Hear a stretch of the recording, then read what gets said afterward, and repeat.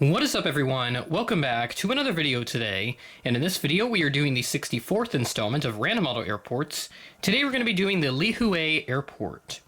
Thank you to MRDR89 for suggesting this airport. If you have any new suggestions for new Random Model Airports, please leave them in the comments below. Finally heading to the grand state of Hawaii for the first time in the series.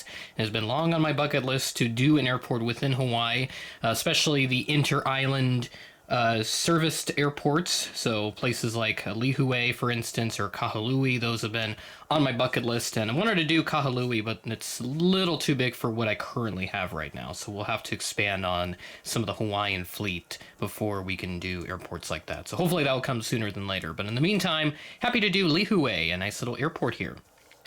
So this is a nice linear concourse. And all of the gates here have jet bridges, and we're missing gates 1 and 2, so not sure what happened to that. What happened to those first two, but we do have gates 3 through 10, and all of them are occupied here. So going and getting started with the little history here. They used to have another airfield called Port Allen Airport. However, by the time of World War II and all that, when air travel began to pick up, especially in the years following that, the airport was deemed insufficient for the then current travel needs. So they built up Lihue Airport, and it officially opened in January of 1950. Hawaiian, Trans-Pacific, and Trans-Air Hawaii were all there to serve the airport on its official opening day. The first inter-island service by Aloha was inaugurated in 1964, so Aloha joining the mix. They obviously left the airport in 2008 when they declared bankruptcy.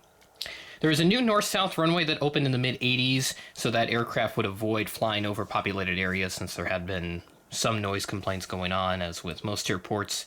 In that same year, in 1984, United came here for the first time with their direct link between Los Angeles and Lihue, so the first time those two cities were linked here by United.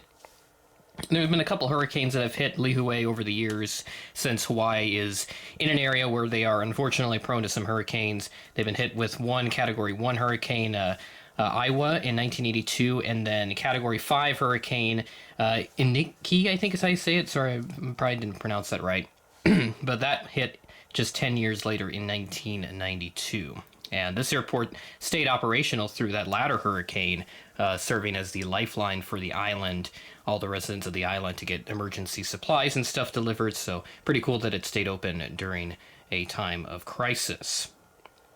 So with the brief history out of the way, let's go ahead and take a look at all the aircraft that we have here at the gates. A lot of brand new planes, one new model for the Airport Update series, which I bought a few months ago, and other cool things to check out. So let's get started.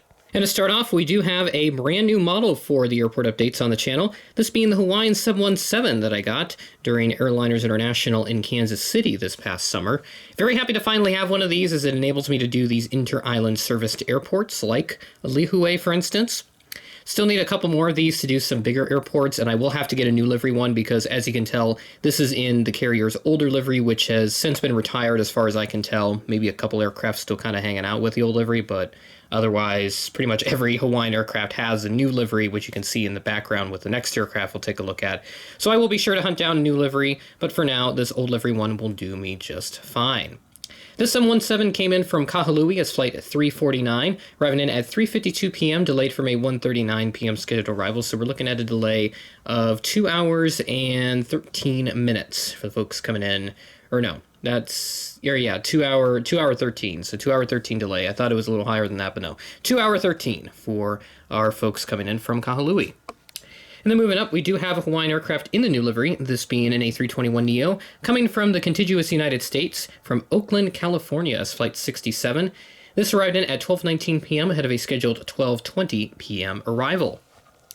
And then we move on to another A321 Neo. We actually have 3 in this update, all back to back to back. We have a Delta A321 Neo.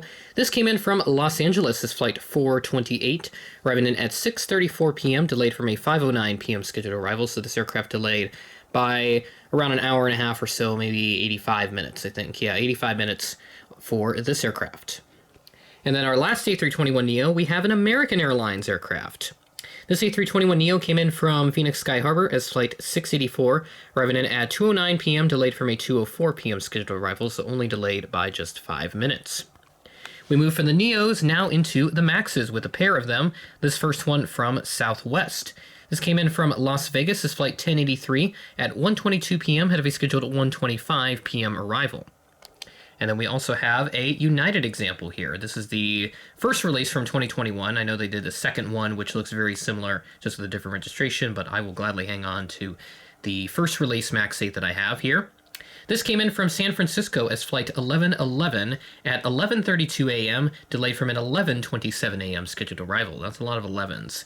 This aircraft is delayed by only 5 minutes. And I noticed when I was looking at the flight schedules for Flight Radar, November 67350 did not have an image up yet, so I wonder if that is a brand spanking new airplane for United there. Very cool. We move into a much older airframe here. Now we have this 757-200 sitting here from Denver, Colorado. It's flight 2307. This arrived in at 3:39 p.m., delayed from a 3:34 p.m. scheduled arrival, so delayed by just 5 minutes. And I do wonder if United's going to switch over to the A321 Neo in the future, because right now it looks like they're sending in a daily 752, which is pretty cool. So I wonder when the time will come for them to switch out to the 321 Neos, if they haven't yet, because they've got quite a few in their fleet now, and looking forward to using that aircraft in a future airport update whenever those come around. But nice to see United sending a 7.5 here, since Hawaii doesn't get too many of them anymore, now that the A321 Neos and 737 Maxes have taken over in recent years. So now we move to our last aircraft for this update. We have this Alaska 737-800 that came in from San Diego, California. It's flight 1005 at 1:46 p.m. ahead of a scheduled 1:50 p.m. arrival. Bit surprised they don't send the MAX 8 or MAX 9 on this service, but maybe that'll change in the future. And that will do it for Lihue Airport, number 64 in this Random Model Airport Update series. Again, thank you to MRDR89 for suggesting this. Please leave new suggestions in the comments below. I'd love to see what you guys have coming up here for future Random Model Airport updates.